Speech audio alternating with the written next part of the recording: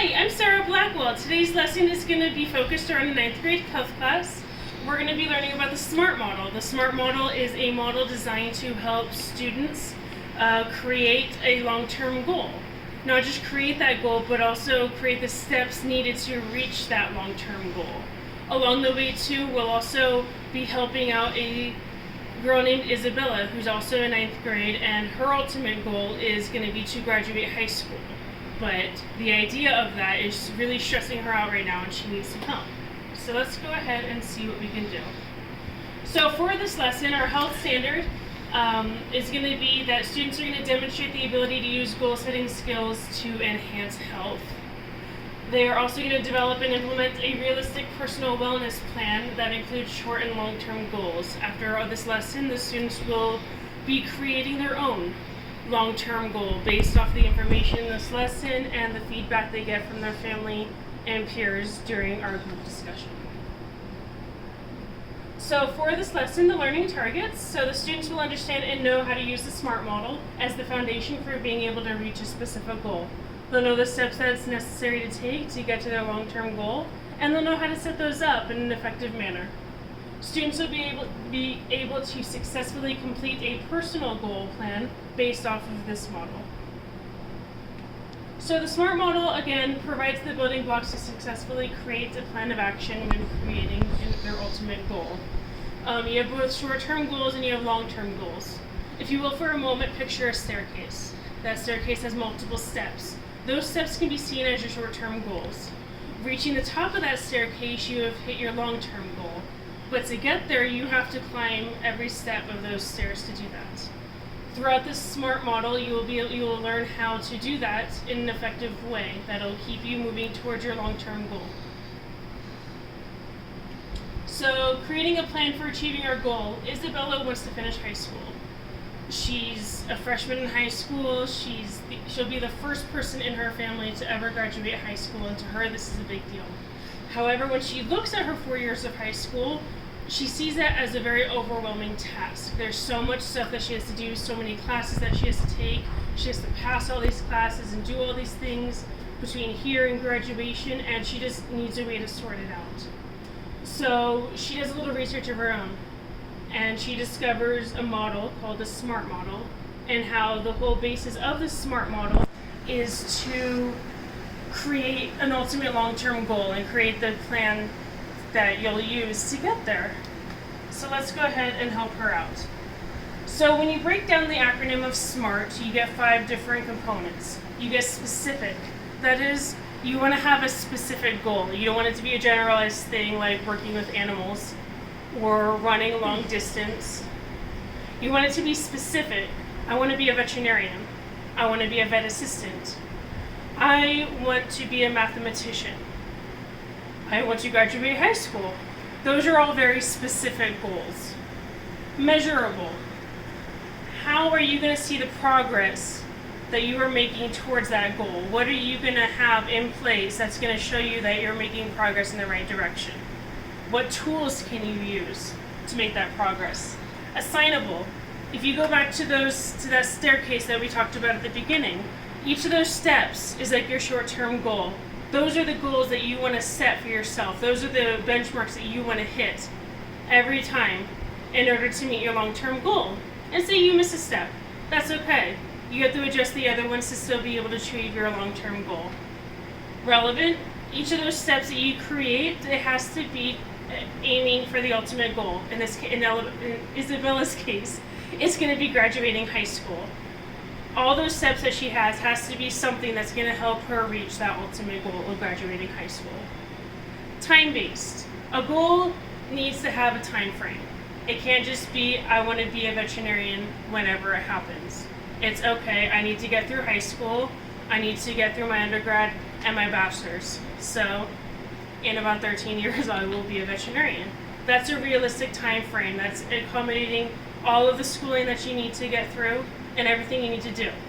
For Isabella, her time frame is going to be her graduation date, which is May 20th, 2024. She has 4 years to complete everything that she'll need to be able to achieve that goal. So Isabella's plan is, like we mentioned before, specific. She wants to graduate high school. That's great. That's very specific. That's to the point. That's something that she can most definitely achieve. Measurable, Isabella chose the fall and the spring semester. Those are good measurable goals. They have a date. They have something for her to aim towards. And it also breaks it down over the course of 4 years. She can also break it down a little bit further. She can go to progress reports. She can make it up until each progress report leading up to the semester and use that as her measurable time frame. She can also do something with just in the week. Okay, this week I want to make sure I participate X amount of times in class. I want to make sure that I'm asking questions if there's something that I'm not understanding. I'm struggling a little bit with math. I'm going to stay after and I'm going to get help with math. Okay, assignable. This is where you go back to the staircase. You want to write down each step it's going to take to get there. So for her, working on homework every night, working with each subject every night, that's going to be one of those steps. That's going to be multiple steps throughout the day, throughout the week, to be able to get to her long-term goal. Also, her progress report. By the time she reaches her progress report, she's going to know how she's doing in each of her classes. She's going to know, okay, I'm doing well in all of these classes, but in history I'm struggling a little bit, so I need to spend more time with history. I need to really get the help that I need to be able to bring that history grade up to ultimately be able to graduate. End of the semester, she's going to know that all that progress that she made is going to pay off at the end of the semester when she sees her grades and sees that she's passed every class. She's going to know that working on every subject every night is really going to help her. She's going to see that taking her progress report more seriously and really looking at it like, oh, I need to work on this class, is really going to benefit her long term. Relevant. Each of her short-term goals has to be relevant to her long-term goal. And they are. Her progress report, that is most definitely. You graduate high school because you've passed all of your classes and you have shown that you're understanding the material and you're ready to go on to that next step. You're ready to be done with high school. Semester grades, setting aside time for each class. All of these are very relevant to her long-term goal because ultimately they're all going to impact her being able to graduate. Time-based. Each year, Isabella writes down the dates for the semesters and progress reports. So she's going to keep a log. She's going to keep like a timeline of when all of these dates are. That way she knows what she has to work towards. Her overall time frame, again, is her graduation date, May 20th, 2024. That's going to be the big deal here. That's where she wants to go. So with Isabella's plan, it looks like she was able to figure out a good strategy for getting to her long-term goal of graduation. So with that, the resources that I used for this, some of the digital resources that I used to help other students with different learning needs, like IEPs, 504 plans, stuff like that. One of those would be things like BrainPop. BrainPop is this interactive website where students can type in the search various categories.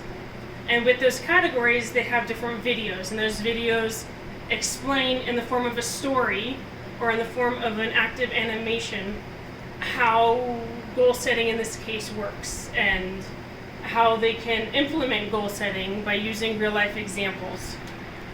One of the other ones is going to be Google Docs. This is also going to be a really good assistance tool for students because you can have interactive group conversations with it. Students can post different comments, they can post their ideas, and other students can actively respond, and it can be an ongoing conversation throughout the year, throughout the semester, whatever is necessary.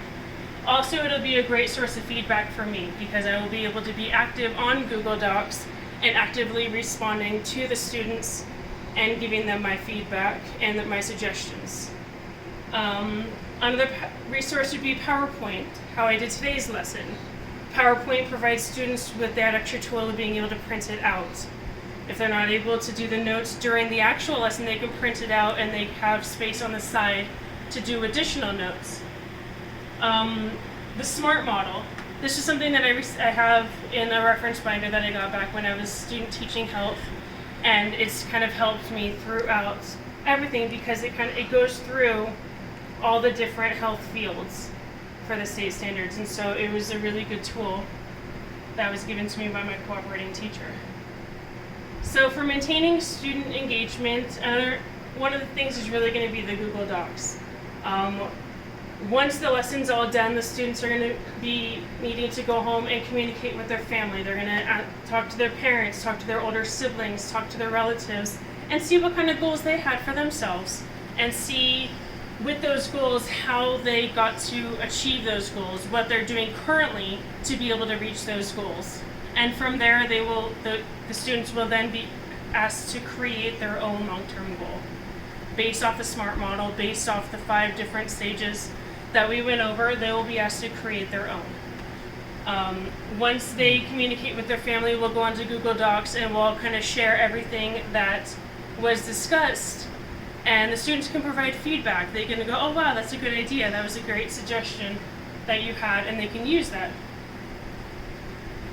And then also we'll have daily check-ins. At the end of every day, we'll go ahead and have a check-in and see how the students are doing. This will be done through an active live group chat where all the students will have a chance to talk and ask questions, get my feedback, clarify anything that they didn't understand. It'll be a great way for everybody kind of just to come together and get clarity if they need to, or discuss pretty much whatever they wanted about that lesson.